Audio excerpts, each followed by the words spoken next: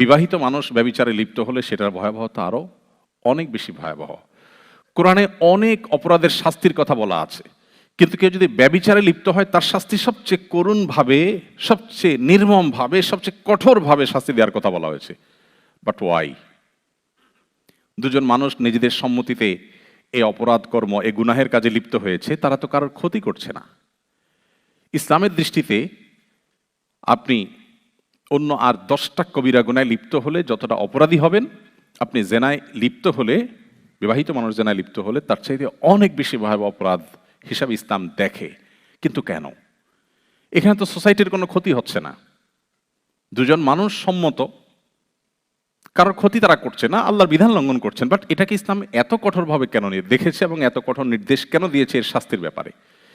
এর কারণ হলো, মানব সভ্যতা পৃথিবীতে টিকে থাকবে মানুষের, অর্থাৎ পুরুষ এবং নারীর স্বাভাবিক বৈবাহিক সম্পর্কের মধ্য দিয়ে।